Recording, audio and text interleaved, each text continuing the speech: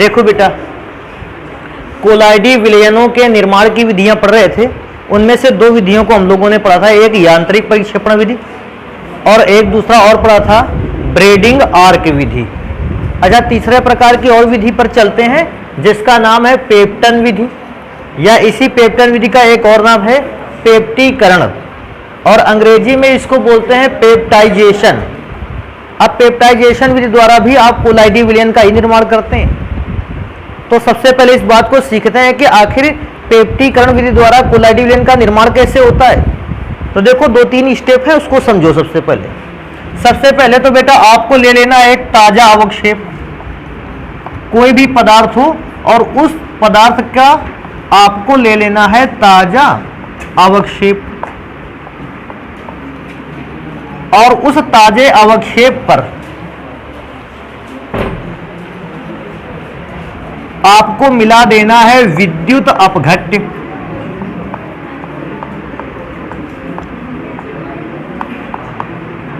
देखो, इस सारी नियमों को और सारी बातों को ध्यान से सुनना। सबसे पहले हमें किसी भी पदार्थ का ताजा अवक्षेप ले लेना है और उस ताजे अवक्षेप पर मिला देना है आपको विद्युत अपघट्य। और जब आप विद्युत अपघट्य मिला दो, इसके बाद आप इसको घोल देना काहे में? जल में। और जानते हो, अब आप जैसे ही जल में घोलोगे आपके पास बनकर तैयार होगा कौन सा विलयन? कोलाइडी विलयन। तब तो आपको लगेगा सर ये तो बहुत आसान है, ताजा अवक्षेप लेना है और उसमें किसको डालना है? विद्युत अपघट्य को। और ताजे अवक्षेप में जैसे ही विद्युत अपघट्य पदार्थ को डालोगे, इसके बाद अभी कोलाइडी विलयन नहीं बनेगा, उसमें से क्या मिलाना पड़ेगा? जल। और जैसे ही जल मिला देते हो बनता है कोलाइडी विलयन। लेकिन बेटा इसमें से भी कुछ बातें जान लेनी आवश्यक है। जैसे सबसे पहली बात तो ये जान लेना जरूरी है कि ताजा अवक्षेप क्या मतलब क्या होता है। अरे ताजा छोड़ो, सबसे पहली बात ये जान लेना जरूरी है अवक्षेप का अर्थ क्या होता है। देखो, अवक्षेप का अर्थ क्या होता है? अवक्षेप बनता है तब जब किसी भी अघुलनशील पदार्थ के छोटे छोटे कण आपस में जुड़कर एक बड़े कण का निर्माण करते हैं। इस घटना को कहते हैं अवक्षेपण। और अवक्षेपण के पश्चात जो पदार्थ बनकर तैयार होता है उसे कहते हैं अवक्षेप। कहोगे सर जी 1-2 एग्जाम्पल पता चल जाता। आपने दूध को गर्म किया है ना, दूध को गर्म करते हो तो गर्म करने से क्या होता है? दूध में जो वसा के कण होते हैं छोटे छोटे, ये कण आपस में क्या करना स्टार्ट करते हैं? मिलना, और मिलकर वसा की एक मोटी परत बना लेते हैं दूध की ऊपरी सतह पर। ते परत जानते हो कैसे बनती है? जब वसा के छोटे छोटे कण आपस में क्या हो जाते हैं? जुड़ जाते हैं, और जुड़कर सारे के सारे कण आपस में जुड़ते हैं और बड़े से गुच्छे का निर्माण कर लेते हैं। तब वसा की एक परत बन जाती है और उसी वसा की परत से आप मक्खन बनाते हो। इसके अलावा भी अगर मैं अवक्षेप की बात करूं तो एक बात और जरा ध्यान दे लेना, अवक्षेप में होता क्या है? आप मिट्टी को लाओ, मिट्टी जानते हो ना, उसको कहाँ घोल दो? जल में। जल में घोल दो, थोड़ी सी चला दो, मिट्टी पानी में घुलेगी। अगर आप उसको थोड़ी देर के लिए ऐसा ही रखा रहने दो, उसको मत चलाइए, आप देखोगे या क्या जो मिट्टी है वो बर्तन की तली पर क्या होने लगी? जमने लगी। तो जो मिट्टी के कण पानी पर घुले थे वो धीरे धीरे आपस में क्या होने लगे? जुड़ने लगे। जुड़ने से उनका वजन बढ़ा, और वजन बढ़ने के पश्चात मिट्टी की एक पतली सतह या एक मोटी सतह बर्तन की तली पर क्या हो गई? बैठ गई। तो सारी की सारी मिट्टी बर्तन की तली पर बैठ गई। तो ये भी एक प्रकार का मिट्टी का क्या है? अवक्षेप। अब जब आप साबुन को जल में घोलते हो, तीसरा एग्जाम्पल है, साबुन को जल में घोलने पर साबुन के झाग का अवक्षेप बनता है। और ये झाग का अवक्षेप में होता क्या? बहुत सारा झाग एक दूसरे के साथ जुड़ जाता है और जुड़कर पानी की सतह पर क्या होने लगता है? तैरने लगता है। इन सारी चीजों को कहते हैं अवक्षेप। तो हमें किसी भी पदार्थ का ताजा अवक्षेप ले आना है। तो मैंने माना कि मैंने एक पदार्थ का अवक्षेप ले रखा है, तो और अवक्षेप देखो होता कैसे? अवक्षेप में होता क्या? बहुत सारे कण एक दूसरे के साथ क्या होते हैं? जुड़े होते हैं। मैंने बहुत सारे कण भी बना लिए हैं। ये सारे के सारे कण एक दूसरे के साथ क्या हुए हैं? जुड़े हुए हैं। और भी कण बना लो, जितने कण बना लोगे समझ में भी उतना अच्छा आएगा। इतना भी मत बना लेना कि पूरे बोर्ड पर या पूरी कॉपी पर कण बना डालो। बड़े कण बना लिए, ये है किसी पदार्थ का ताजा बना हुआ अवक्षेप। अवक्षेप का काम ही होता है सारे कणों को आपस में क्या कर देता है, जोड़ देता है। अब इस अवक्षेप पर हमको क्या मिलाना है, विद्युत अपघट्य। अच्छा, विद्युत अपघट्य तो एक ऐसा पदार्थ होता है जिसमें धनायन भी होता है और ऋणायन भी। अभी के लिए मैंने मान लिया मेरे पास कोई विद्युत अपघट्य है जिसका नाम है ए पॉजिटिव चार्ज और बी निगेटिव चार्ज। यह विद्युत अपघट्य पदार्थ है जिसका नाम ए बी है, लेकिन विद्युत अपघट्य पदार्थ के एक कण पर होगा धनावेश और दूसरे कण पर होगा ऋणावेश।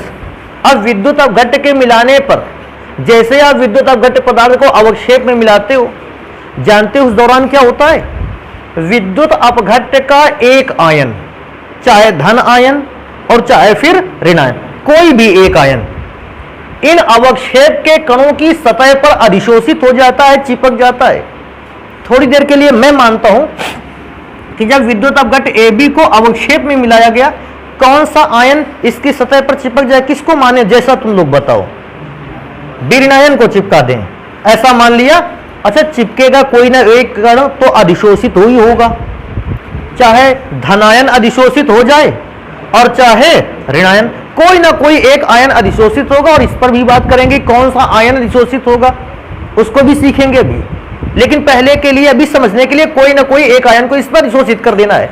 तो मैंने माना कि बी ऋणायन इस पर अधिशोषित हो गया। अगर बी ऋणायन इस कण पर अधिशोषित हो गया तो इस पर भी कैसा आवेश आ गया, माइनस। अगर बी ऋणायन इन पर अधिशोषित हुआ तो इन सारे कणों पर कैसा आवेश ला देगा, माइनस। तो भैया सारे कणों पर मैंने कौन सा चार्ज बना रखा है, माइनस चार्ज बना रखा है। अब सोचो, माइनस चार्ज अगर सारे के सारे कणों पर बना रखा है तो ये सारे के सारे कण एक दूसरे को आकर्षित करेंगे कि प्रतिकर्षित करेंगे, प्रतिकर्षित करेंगे। और जैसे ही मैं इन सभी पदार्थों को, इन दोनों पदार्थों को काहे के साथ मिला दूंगा, जल, अर्थात मैं इनको जल में घोल दूंगा। जानते हो जल में घोलते ही क्या होगा, नीचे दिखा दें, देखो जल में घोलते हुए क्या होगा। जैसे ही बेटा आप इनको जल में घोलोगे, जल में घुलते ही, क्योंकि सारे के सारे कण पर सेम टाइप का चार्ज है, ये सारे के सारे कण एक दूसरे से कहां भागने लगेंगे, दूर दूर भागने लगेंगे। और जब जल में आपने घुला, ये सारे के सारे कण दूर दूर भागने लगे।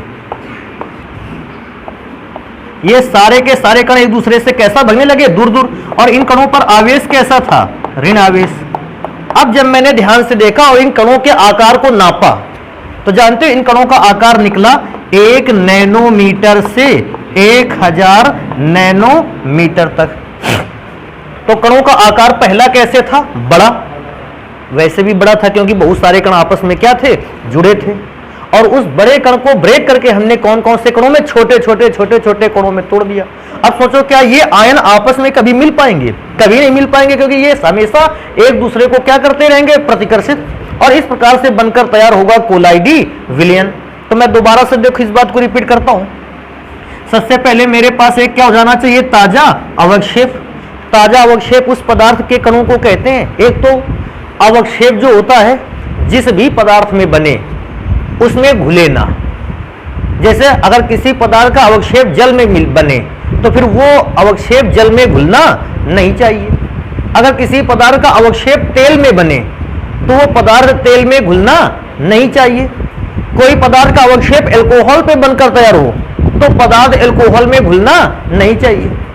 तब तो आप उस पदार्थ को क्या कहोगे, अवक्षेप।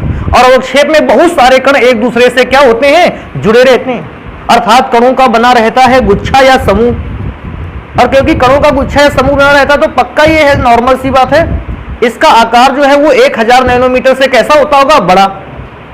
फिर हमने सबसे पहला काम किया कि इस पे किसको मिला दिया, विद्युत अपघट्य। विद्युत अपघट्य तो जानते हो, ऐसा पदार्थ जिसका एक आयन धनावेशित है और दूसरा आयन ऋणावेशित है। उनमें से कोई एक आयन पॉजिटिव या निगेटिव आयन इस पदार्थ की सतह पर या इस अवक्षेप की सतह पर क्या हो जाएगा, अधिशोषित हो जाएगा। अब ये मत बोल देना कि सर जी अधिशोषण भी अभी नहीं आता है। अधिशोषण तो जानते हो, एक पदार्थ का दूसरे पदार्थ की सतह पर चिपक जाना। तो मैंने मान लिया कि ऋणायन इसकी सतह पर चिपक गया, कभी कभी तो धनायन भी चिपक जाता है, चिपक गया। अगर सारे कणों पर ऋणायन चिपक गया है तो मैं क्या सोचता हूं, अब ये सारे कण एक दूसरे को क्या कर रहे हैं, प्रतिकर्षित, बाहर की ओर धक्का दे रहे हैं। और इस प्रतिकर्षण को सफल बनाया जा सकता है अगर आप इस पदार्थ को काहे में डाल दो, जल में। जैसे ही जल में डाला, प्रतिकर्षण के कारण ये कण सब एक दूसरे से कैसा भागने लगे, दूर, अर्थात सारे के सारे कण पूरे विलयन में फैल गए, बन गया कोलाइडी विलयन। तो इस प्रकार से कोलाइडी विलयन को बनाकर तैयार किया जाता है। अब कहोगे सर जी इतनी सारी बातें सीख ली, एक दो बातें और जान लेते। तो भैया एक दो बातें जो जानते हैं वो यहां पर लिखते हैं। देखो, अगर हमसे एग्जाम्पल के लिए पूछता तो सबसे पहला एग्जाम्पल तो ध्यान दो कि हमारे पास एक ताजा अवक्षेप है FeOH का होल थ्राइस। जानते इसको क्या बोलते हैं? इसको बोलते हैं फेरिक हाइड्रोक्साइड। ध्यान देना बेटा, अगर कोई भी बात तुमको अभी भी न समझ में आए हमको बताना। ये फेरिक हाइड्रोक्साइड एक प्रकार का क्या है? अवक्षेप। मैं लिख दूं ताकि सारी समस्याएं पूरी तरह से खत्म हो जाएं। और इस अवक्षेप में हमको मिलाना है विद्युत अपघट्य। देखो अवक्षेप में तो आपने किसको मिलाया था? विद्युत अपघट्य को तो मिलाया था। तो हम इसमें दो प्रकार के विद्युत अपघट्य मिला सकते हैं। कहेगा कौन कौन सा विद्युत अपघट्य? ऐसा विद्युत अपघट्य आप इस पर मिला सकते हो जिसमें या तो Fe पॉजिटिव चार्ज हो और या फिर OH नेगेटिव चार्ज हो। आप दो ही प्रकार के विद्युत अपघट्य इसमें मिला सकते हो। तीसरे प्रकार का विद्युत अपघट्य इस पर मत मिलाना, क्योंकि फिर कोलाइडी विलयन नहीं बनेगा। जैसे किसी के दिमाग में आएगा सर जी कौन से ऐसे विद्युत अपघट्य हैं जिसमें या तो Fe पॉजिटिव चार्ज है या तो OH नेगेटिव चार्ज है। तो मैं एक एक करके दोनों को बता देता हूं। सबसे पहले मैंने इस पे जो विद्युत अपघट्य मिलाया है मैं यहां लिख दूं। मैंने इस बार जो विद्युत अपघट्य मिलाया है उसका सूत्र है FeCl3। देखो Fe यहां पर भी अगर इसको आयन में तोड़ोगे तो Fe पर कैसा चार्ज आएगा? प्लस। और यहां पर भी Fe पर कैसा चार्ज आएगा? प्लस। तो आप इस विद्युत अपघट्य पदार्थ को इस अवक्षेप में मिला सकते हो। समझ रहे हो? और जैसे ही मिलाओगे होगा क्या? इन दोनों में जरा चेक करो आयन कौन सा समान है।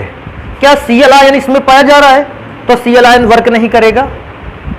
Fe आयन क्या दोनों में? हाँ, Fe आयन दोनों में। तो होगा क्या? FeOH का होल थ्राइस। इसकी सतह पर ये मैंने क्या बना दी? सतह। अब बेटा 3D फिगर तो बनाए नहीं बैठे, तो सतह तुमको बना के दिखाएंगे। ये हो गई सतह और इस सतह पर चिपक जाएगा Fe। अब कहोगे सर जी Fe चिपक जाएगा तो Fe पर चार्ज कैसा होगा? बेटा आप लोग इतने सालों से पढ़ाई कर रहे हो और इतना जानते हो कि Fe पर पॉजिटिव चार्ज होता है और Cl पर नेगेटिव। तो Fe जो पॉजिटिव चार्ज होता है ये इसकी सतह पर क्या हो जाएगा? चिपक जाएगा। और सारे कणों पर कौन सा आवेश फैला देगा? धनावेश। और सारे कणों पर धनावेश फैल जाएगा तभी तो ये कण एक दूसरे से क्या होंगे? अलग। और जैसे ही अच्छा होता है एक और घटना है, इस सतह पर जैसे Fe+3 चार्ज, मैं देखो एक बताऊं, एक कण को उसमें से उठा लाते हैं, अवक्षेप का एक कण है, इसके ऊपर पहली परत किसकी चिपक गई? Fe ट्रिपल पॉजिटिव की। ये कण किसकी? ये सतह किसकी है? Fe ट्रिपल प्लस की। मैं बता दूं ये है Fe ट्रिपल प्लस। ये कण कौन सा था? अवक्षेप। कहता है इसकी सतह पर Fe ट्रिपल पॉजिटिव चार्ज होने के कारण सारे के सारे कणों पर यही परत लिपटेगी, तो सारे के सारे कण एक दूसरे को दूर हटाएंगे। Cl क्या करेगा? ये बेकार है क्या? नहीं बेटा, Cl भी इसके चारों ओर एक पतली परत बनाएगा।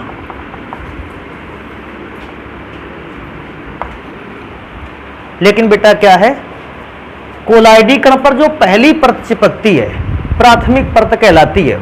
यही परत स्थायी होती है, टिकाऊ होती है। इसके बाद जो द्वितीयक परत चिपकती है वो स्थायी या टिकाऊ नहीं होती है। नॉर्मली क्या करते हैं कि इंटरमीडिएट कोर्स में उस द्वितीयक परत को छोड़ देते हैं।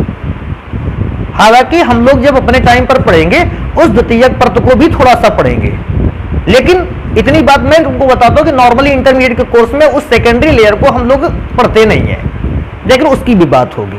तो आप अगर चाहो तो ऐसा ही लिख दोगे, बेटर है। लेकिन अगर बताना चाहो तो इसके बाद मैं Cl- भी लिख दूंगा। ये Cl- से क्या पता चल रहा है? सबसे पहले कोलाइडी कण और कोलाइडिकल पर किसकी परत चढ़ी है? Fe ट्रिपल पॉजिटिव की, और उस Fe ट्रिपल पॉजिटिव के बाहर एक और परत चढ़ी है, किसकी? Cl नेगेटिव वाले की। इस प्रकार से दो लेयर एक दूसरे के ऊपर क्या है? चढ़ी हुई है। कहोगे सर जी ये वाली बात तो हम थोड़ा समझ गए, अगर बेटा अभिक्रिया यही रहने वाली है, लेकिन अब इस अभिक्रिया को हम पढ़ेंगे थोड़ा सा नीचे। तो नीचे यहां पढ़ लिया जाए, देखो अवक्षेप में हमें क्या लेना था? FeOH का होल। मैं चाहता तो एग्जाम्पल बदल देता, लेकिन इसी एग्जाम्पल को लेकर चलेंगे तो तुम्हें ज्यादा अच्छा समझ में आएगा। और इस बार मैंने विद्युत अपघट्य बेटा मिला दिया, देखो ध्यान से देखना इसको और समझना। ये दो एग्जाम्पल इसीलिए आपको बताया जा रहे हैं ताकि आप इसको अच्छे ढंग से समझ लो। लेकिन इस बार मैंने FeOH के होल थ्राइज पर FeCl3 को नहीं डाला विद्युत अपघट्य के रूप में, इस बार मैंने विद्युत अपघट्य के रूप में डाला है NaOH को। हो सकता है आपकी इच्छा हो आप KOH डाल सकते थे, आपकी इच्छा होती तो आप किसी ऐसे पदार्थ को डाल सकते थे जिसमें OH आयन होता। अब जरा दोनों में ध्यान से देखो, कोई आयन समान रूप से दिखाई पड़ रहा है? कहोगे सर जी Fe है यहां Na है पॉजिटिव, तो पॉजिटिव आयन तो मैच नहीं कर रहा है। यहां पर निगेटिव आयन कौन सा है? OH। यहां पर भी निगेटिव आयन OH है, यही काम बनेगा। क्या बोलते हो? OH पर निगेटिव चार्ज है, Na पर कौन सा चार्ज है? पॉजिटिव। इस बार क्योंकि OH आयन से मैच कर रहा है, जानते हो FeOH का होल थ्राइस बनेगा। और इस पर पहली परत जानते हो किसकी चिपकेगी? Na की OH माइनस आयनों की? OH माइनस आयनों की ये परत स्थायी होगी। और जब ये परत चिपक जाएगी तो बाहर की ओर कौन सा चार्ज आ गया? माइनस। और उस परत पर भी चिपक जाएगी एक और परत Na प्लस की। लेकिन ये परत मैंने बताई है कि ये परत ज्यादा स्थायी नहीं होती, इसीलिए हम लोग इंटरमीडिएट के कोर्स में ऐसी परत को बहुत ही कम पढ़ते हैं। लेकिन हाँ, जैसे कंपटीशन लेवल के एग्जाम पे आते हैं उस सेकेंडरी लेयर को भी ध्यान दिया जाता है, और हम लोग भी थोड़ा बहुत सेकेंडरी लेयर को ध्यान देंगे। अच्छा एक और बात तीसरी, कहोगे सर जी एक और बात क्या बताने वाले हो? इन दो विद्युत अपघट्यों को इसलिए इस्तेमाल किया जा सकता है क्योंकि इन दोनों में से एक आयन अवक्षेप पर है, इन दोनों में से एक आयन अवक्षेप पर है। सोच समझ के बताओ, अगर मैं विद्युत अपघट्य की स्थान पर अगर मैं NaCl को इस्तेमाल कर लूं, क्या NaCl नामक विद्युत अपघट्य FeOH के होल थ्राइस नामक अवक्षेप पर डालना उचित है? नहीं, क्योंकि NaCl अगर आप डाल भी दोगे तो बेटा ये FeOH का होल थ्राइस उस NaCl में से किसी भी आयन को अपनी सतह पर अधिशोषित नहीं करेगा। अधिशोषित करने के लिए दोनों का मतलब अवक्षेप में और विद्युत अपघट्य में एक आयन समान रूप से मिलना ही चाहिए। अगर एक आयन समान रूप से नहीं मिलता तो फिर आप ऐसा अधिशोषण नहीं करवा सकते हो। तो समझ पा रहे हो मैं क्या कह रहा हूं? तो NaCl मेरे लिए बिल्कुल पूरी तरीके से बेकार है। हाँ भैया पूरी तरीके से बेकार है। अब इस घटना को हम क्या कर लेते हैं? लिख लेते हैं। तो लिखा दें इस घटना को, केवल एग्जाम्पल जरूर लिख के आना एग्जाम में। हाँ, तुम्हें जैसे बहुत ज्यादा नहीं काम करना, एक ऊपर वाला केवल लिख कर आ जाना। नीचे वाली की डिमांड जबरदस्ती नहीं है कि वे केवल एक ही रिएक्शन आपको लिखना होगा। हाँ, नीचे वाले को मैंने क्यों बता दिया कि भैया अब हम तुमको दोनों एग्जाम्पल बता चुके, तुम पूरी तरीके से समझ गए स्पष्ट रूप से। आप अगर एक भी लिख कर आओगे बेटर रहेगा। तो सबसे पहले देखो जो जो काम किया है वही लिखेंगे। क्या बताते हैं सबसे पहले इस विधि में? सबसे पहले कैसे पदार्थ के कौन से अवक्षेप को लेना है? ताजे अवक्षेप को। लिखता है इस विधि में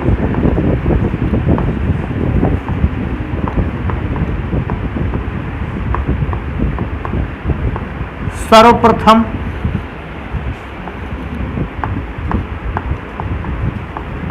किसी पदार्थ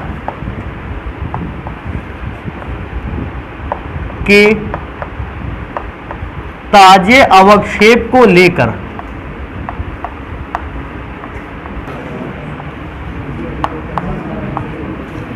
इस विधि में सर्वप्रथम किसी पदार्थ के ताजे अवक्षेप को लेकर, कुछ पूछना था क्या? ताजे अवक्षेप को लेकर बेटा सबसे पहले उसमें जल मिलाना है या विद्युत अपघट्य मिलाना है? विद्युत अपघट्य।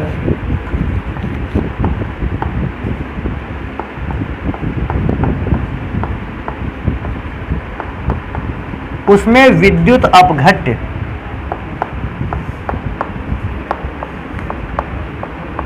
को मिला देते हैं। पहला काम तो यही किया, ताजे अवक्षेप को लिया और उसमें विद्युत अपघट्य पदार्थ को क्या कर दिया, मिला दिया। अच्छा, इस विद्युत अपघट्य पदार्थ को जैसे ही मिलाया कुछ ना कुछ चेंज हुआ। चेंज क्या हुआ, विद्युत अपघट्य का एक आयन उस ताजे अवक्षेप की सतह पर क्या हो जाता है, अधिशोषित। तो मैंने लिखा विद्युत अपघट्य, विद्युत अपघट्य का एक आयन विद्युत अपघट्य का एक आयन अवक्षेप की सतह पर अधिशोषित हो जाता है, अधिशोषित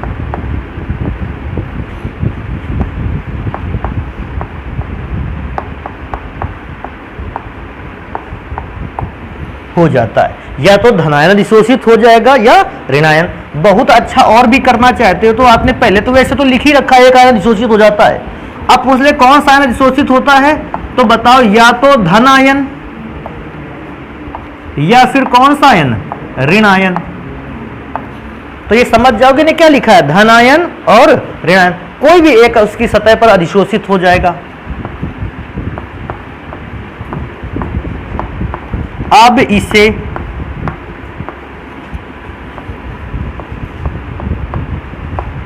जल में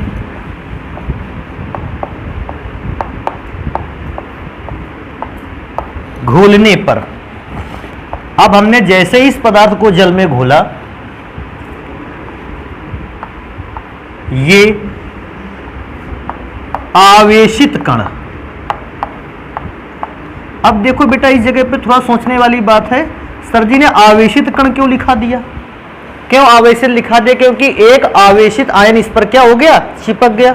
अगर आवेशित आयन इस कण पर चिपक जाएगा तो कण पर भी तो आवेश आ जाएगा, तो इसलिए मैंने लिखा ये आवेशित कण जल में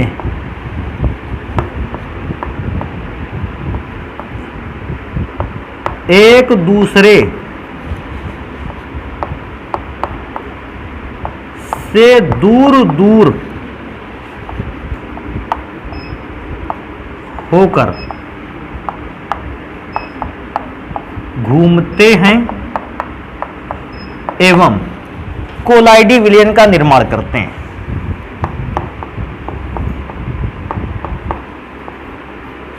एवं कोलाइडी विलयन का निर्माण करते हैं। तो बेटा ये वाली बात समझ गए ना, ये लेयर वाली बात समझ गए। सबसे पहले अंदर की ओर कौन रहेगा, अवक्षेप का कण, अवक्षेप के बाद पहली सतह चिपकेगी उस पदार्थ के आयन की या उस आयन की जो अवक्षेप में उपस्थित है। जैसे सबसे पहली सतह किसकी चिपकी थी, Fe की, क्योंकि Fe अवक्षेप में भी था। इसके बाद चिपकेगी दूसरे पदार्थ की सतह उसके बाद। ध्यान रखने लायक अभी के लिए क्या याद रखोगे, पहली सतह को प्राथमिक सतह कहते हैं और ये टिकाऊ होती है, स्थायी है। दूसरी सतह को द्वितीयक सतह कहते हैं और ये बेटा सतह जो होती है टिकाऊ नहीं होती, ये नष्ट हो जाने वाली होती है या इसमें ज्यादा स्टेबिलिटी नहीं पाई जाती। लेकिन मैं क्या सोचता हूं, इसको जल्दी से नोट करो, अभी तो और भी विधियां उनको भी निपटाते हैं। देखो अगली विधि पर चलते हैं। देखो इस विधि का नाम है विलायक विनिमय विधि। भैया इस शब्द का अर्थ तो हम जानते हैं पहले से, विलायक का मतलब है कोई विलयन वाली बात होगी, और विलयन में जो पदार्थ अधिक मात्रा में होता है उसको हम क्या कहते थे, विलायक। लेकिन इसको थोड़ा सा ध्यान देंगे, विनिमय।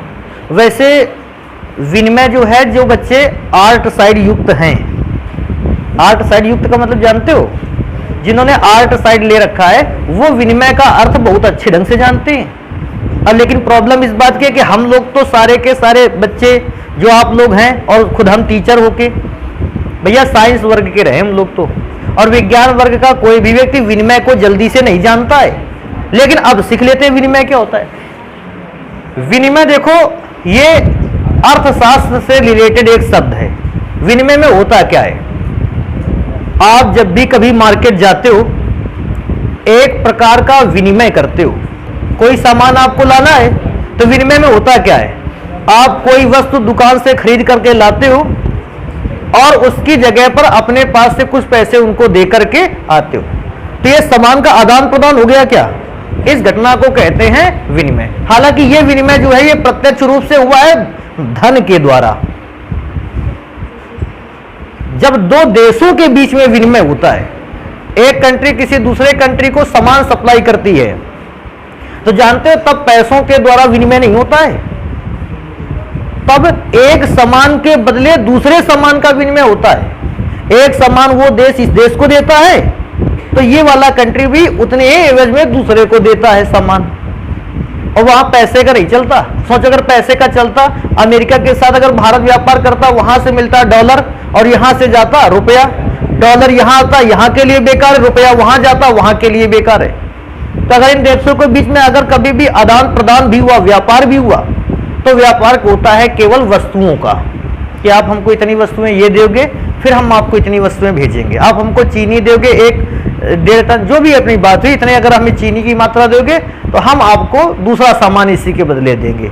इस घटना को क्या कहते हैं, विनिमय। और इस बार हमें विनिमय किसका करना है, विलय। मतलब विनिमय का मतलब अदला बदली, अदला बदली होनी भी किसकी है, विलायक की। तो इसको सबसे पहले समझते हैं और फिर लिखते हैं। देखो बेटा, समझने से क्या होगा ना कि आप चीजों को लिखना अच्छे ढंग से जान जाओगे। मेरे पास एक पदार्थ है जिसका नाम है सल्फर। अच्छा, सल्फर का एक नाम और है, क्योंकि एस को देख के सल्फर सभी बच्चे जानते हैं। मैंने सल्फर ना नाम लिखकर उसका क्या लिखा है, गंधक। और इस सल्फर को सबसे पहले हमको एक विलायक में घोलना है, तो मैंने एक विलायक में घोल रखा है ROH। तो सल्फर का काहे का काम करेगा, विलेय, और एल्कोहल कार्य काहे का करेगा, विलायक। इतनी बात समझ में आ रही। फिर जैसे ही सल्फर को आप एल्कोहल पे घोलोगे, आप इस बात को पाओगे सल्फर पूर्ण रूप से एल्कोहल पे घुल गया है। पूर्ण रूप से एल्कोहल का घुल जाने का मतलब जानते हो, अब आप एल्कोहल के अंदर सल्फर का पार्टिकल देखोगे, सल्फर का कोई कण तुमको नहीं दिखाई देगा। अगर सल्फर का कोई कण तुमको नहीं दिखाई दे रहा है, जानते हो क्यों नहीं दिखाई दे रहा है, क्योंकि सल्फर के कणों का आकार जो है एल्कोहल में घुल जाने के बाद 1 नैनोमीटर से भी कम हो गया है। इसलिए सल्फर आपको दिखाई देना बंद हो गया। क्योंकि सर जी 1 नैनोमीटर से अगर आकार कम हो गया है, तो इसका मतलब जो भी विलयन बनकर तैयार हुआ है उस विलयन को हम क्या नाम दे दें, वास्तविक विलयन। क्योंकि अगर ये कोलाइडी विलयन होता तो क्या इसके कण दिखाई नहीं देते, बिल्कुल दिखाई देते। लेकिन क्योंकि वास्तविक विलयन बनकर तैयार हुआ है, सल्फर को एल्कोहल में घोलने से कणों का आकार 1 नैनोमीटर से भी छोटा हो गया है, भैया हमने इस विलयन को क्या नाम दे दिया, वास्तविक विलयन। क्योंकि हमको पहले से ही पता है कि वास्तविक विलयन में उपस्थित परिक्षिप्त प्रावस्था के कणों का आकार या विलेय पदार्थ के कणों का आकार 1 नैनोमीटर से भी कम होता है, और ऐसा कण हमको दिखाई नहीं देता है, सूक्ष्मदर्शी से भी नहीं दिखाई देगा। लेकिन अभी हम इस घटना से हारे नहीं हैं। हमने इस वास्तविक विलयन पर एक और पदार्थ को मिला दिया। किसको मिला दिया, अब जानते हो, जैसे ही मैंने वास्तविक विलयन में जल डाला, पहले विलायक का कार्य कौन कर रहा था, एल्कोहल। लेकिन जल को मिलाते ही विलायक का काम अब कौन करने लगा, जल। अब बन गया जल एक प्रकार का क्या बन गया, विलायक। और जैसे ही आपने बेटा सल्फर के एल्कोहल में बने हुए विलयन को काहे में मिलाया, जल में। अब जल में मिलाते ही बन गया सल्फर का कोलाइडी विलयन। तो जैसे मिलाया अब बनकर तैयार हुआ सल्फर का कौन सा विलयन, क्या समझ पाओगे इसका मतलब, कोलाइडी विलयन। जरा ध्यान से देखो, क्या इस बार तुमने विलायक की अदला बदली नहीं कर दी है? अच्छा बताओ, पहले स्टेप पर विलायक कौन था? एल्कोहल। उसके नेक्स्ट अदर स्टेप पर विलायक किसको बना दिया तुम? क्योंकि जो आपको पहले स्टेप में सब्सटेंस मिला था, सल्फर का एल्कोहल में घोल मिला था, उस एल्कोहल को आपने कहां घोल दिया? जल में। अच्छा, जल में घोलने में एक बात और ध्यान देने वाली बात है, जब भी आप जल में घोलोगे इस घोल को, एल्कोहल तो जल में घुलेगा लेकिन सल्फर जल में घुलेगा। अच्छा सोचो, अगर एल्कोहल जल में घुल गया तो एल्कोहल के कणों का आकार तो 1 नैनोमीटर से छोटा हो गया, लेकिन सल्फर क्योंकि जल में नहीं घुला है, सल्फर के कणों का आकार अभी भी कैसा है? बड़ा। अगर सल्फर के कणों का आकार बड़ा है, इसका मतलब इसका आकार है 1 नैनोमीटर से 1000 नैनोमीटर के बीच। तो इस बात ये भी ध्यान रखने लायक है, जब आप एल्कोहल में सल्फर के बने हुए विलयन को जल में घोलते हो तो एल्कोहल तो जल में फिर उस दौरान घुलता है, और क्योंकि एल्कोहल जल में घुल गया तो एल्कोहल का तो पार्टिकल दिखना बंद हो गया।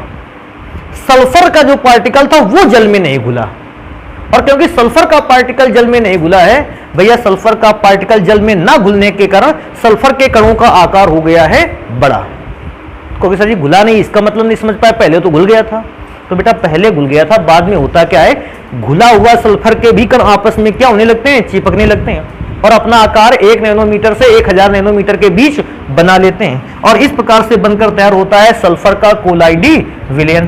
क्योंकि हमने पहले विलायक के तौर पर एल्कोहल को रखा था और बाद में मैंने विलायक किसको बना दिया? जल को। मैंने एल्कोहल को जल से बदल दिया, मैंने एल्कोहल और जल का क्या करवा दिया? विनिमय। इसलिए इसी विधि को कहते हैं विलायक विनिमय विधि। अच्छा इसी बात को लिख भी देना है, इससे ज्यादा परेशान होने की जरूरत नहीं है। देखो क्या बताओगे, सबसे पहले किसी विलेय पदार्थ को काहे पर घोलेंगे? एल्कोहल में। या मैं तो सीधे इसी विधि को बता देता हूं, इससे अच्छा सल्फर को कहां पर घोला? एल्कोहल में। और एल्कोहल में घोलकर कैसा विलयन प्राप्त हुआ? वास्तविक विलयन। तो इस बात को लिखते हैं,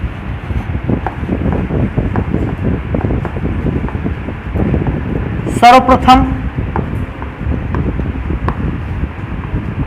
सल्फर को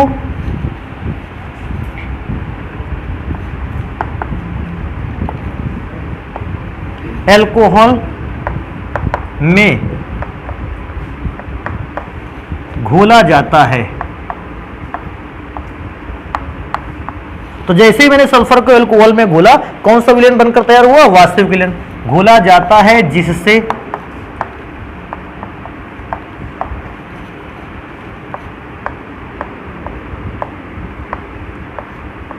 सल्फर का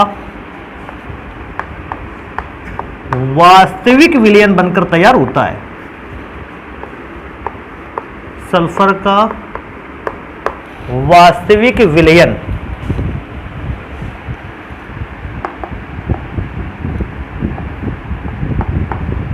बनकर तैयार होता है।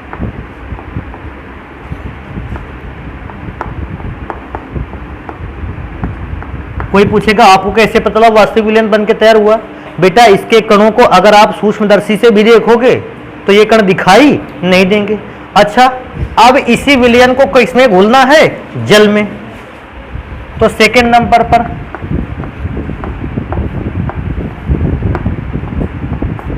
इस विलयन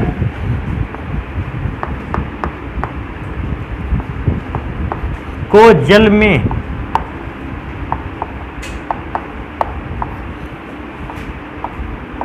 घोलने पर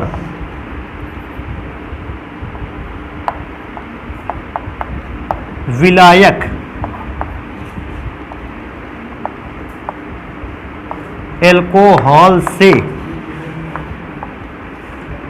जल हो जाता है। मतलब पहले विलायक था एल्कोहल, अब विलायक क्या हो गया? जल हो जाता है। इस जल में, अब भैया इस जल में क्या समस्या आ गई? इस जल में एल्कोहल तो घुल जाता है, लेकिन घुलता कौन नहीं है? सल्फर। इस जल में एल्कोहल तो घुल जाता है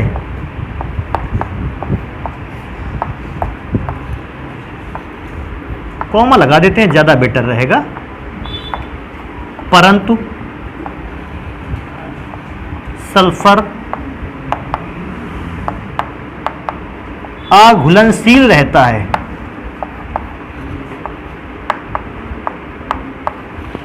और केवल छोटे छोटे कणों में विभक्त होता है। अघुलनशील रहता है और केवल छोटे छोटे कणों में विभक्त होता है।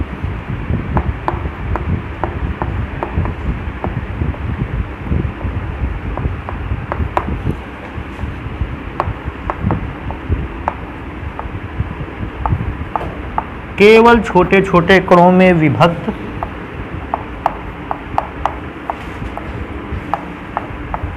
होता है। तो बेटा एक तो सबसे पहले कोई जल में घुला, लेकिन सल्फर जल में नहीं घुला और केवल छोटे छोटे कणों में विभक्त हो गया। और ये भी आखिरी में बता दिया जाए, इन छोटे कणों का आकार कितना रहा, 1 नैनोमीटर से 1। तो इसे में लिख देते हैं आगे,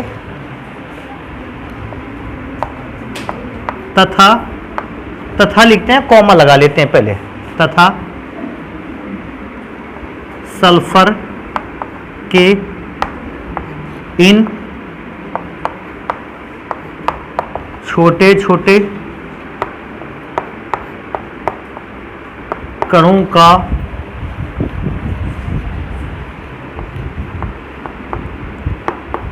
आकार 1 नैनोमीटर से, ये चीज तो ध्यान रखने लायक है, 1000 नैनोमीटर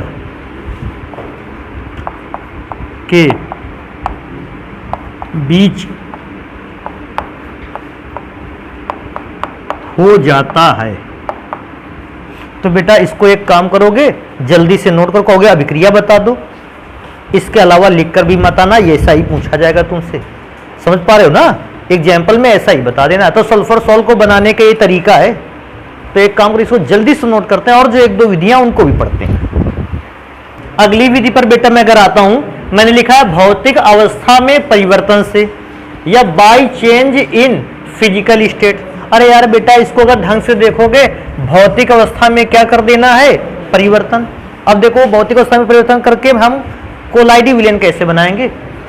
कहता है इस विधि द्वारा सल्फर या पारा का कोलाइडी विलयन बनाते हैं। एक तो ये याद रखो, भौतिक अवस्था में परिवर्तन करके अगर आप कोलाइडी विलयन बना सकते हो तो केवल सल्फर का और पारा का। करना क्या है, सल्फर को या पारा को ले लेना है, फिर उसे क्या करना है, गर्म। अच्छा जब ज्यादा गर्म करोगे तो वो काहे में बदल जाएगी, वाष्प में, और उस भाप को तुरंत ही क्या करो, कहता है फिर इस वाष्प को ठंडा कर काहे में घोलते हैं, जल में। और जैसे ही इस वाष्प को ठंडा करके सल्फर और पारे की भाप को ठंडा करके उसको जल में मिलाते हैं, कोलाइडी विलयन बनकर तैयार होता। किसका कोलाइडी विलयन, जल का कि सल्फर और पारा का, सल्फर या पारे का। ठीक है, सबसे पहले सल्फर या पारे को क्या किया, गर्म किया, गर्म करने से वो काहे में बदल गया, वाष्प में, वाष्प को ठंडा करके उसको काहे में घोल दिया, बन गया कोलाइडल सॉल्यूशन। हाँ इसमें से एक बात और याद रखनी है, कभी कभी ऐसा भी क्वेश्चन आता है, कहता है भौतिक अवस्था में परिवर्तन द्वारा बनाए गए कोलाइडी विलयन में स्थायी कारक का कार्य कौन करता। स्थायी कारक जानते हो, जो उस कोलाइडी विलयन को नष्ट ना होने दे। कोलाइडी विलयन बनना अलग बात है, और कोलाइडी विलयन कभी कभी क्या होते हैं ना, कोई कोई कोलाइडी विलयन बनाओ वो तुरंत नष्ट हो जाते हैं, तो बनाने का तो कोई फायदा ही नहीं मिला। तो वो नष्ट ना हो इसलिए बनाया जाता है, उसमें मिलाया जाता है स्थायी कारक। और स्थायी कारक का कार्य कौन करते हैं, अमोनियम साल्ट या अमोनियम लवण। ध्यान रखना इसमें से। आगे नंबर पर चलते हैं। अत्यधिक प्रशीतन द्वारा, मतलब हमें पदार्थ को बहुत ही ज्यादा क्या करना है, ठंडा। बाय एक्सेसिव कूलिंग, बहुत ही ज्यादा अमाउंट में कूल करना है। कहता है सबसे पहले जल को ईथर या क्लोरोफॉर्म, अब इस बात को ध्यान रखना, आज तक जब भी पढ़े हैं क्लोरोफॉर्म को जल में घोला गया है या ईथर को जल में घोलने की बात कह रहा है, लेकिन आज उल्टा चल रहा है। जल को या तो क्लोरोफॉर्म में घोलना है, जल को या तो ईथर में। दो में से किसी एक में घोलना है, तीनों में सारे पदार्थों को एक साथ मत घोलना। जल को या तो ईथर में, जल का या तो क्लोरोफॉर्म में घोल लेना है और घोलकर उसे क्या करना है, तीव्रता से ठंडा, बहुत अधिक ठंडा कर देना है। और जाते जब बहुत अधिक ठंडा करोगे तो जल जो होगा वो काहे के रूप में बदल जाएगा, बर्फ। कहता है जिससे जल बर्फ के रूप में बदल जाती है। और जब बर्फ के रूप में बदल जाएगा, क्योंकि जल ईथर में घुला था, जल के पार्टिकल दूर दूर थे, और जब वो जमी तो वही पार्टिकल भी दूर दूर क्या हो गए, जम गए। और जो पार्टिकल दूर दूर जमे उनका कण का आकार हो गया 1 नैनोमीटर से 1000 नैनोमीटर के बीच, अर्थात बर्फ का कोलाइडी विलयन बनता है। ध्यान रखना इस दौरान, अगर आपसे कभी कहे जल का कोलाइडी विलयन या बर्फ का कोलाइडी विलयन बनाने की विधि लिखो, अत्यधिक प्रशीतन विधि आपको लिख करके आनी है। इसी विधि द्वारा या तो जल का कोलाइडी विलयन या तो बर्फ का कोलाइडी विलयन बनाया जाता है। समझ गए इसको। रासायनिक विधि बच जाती है जिसको हम पढ़ेंगे फिर अगली क्लास में।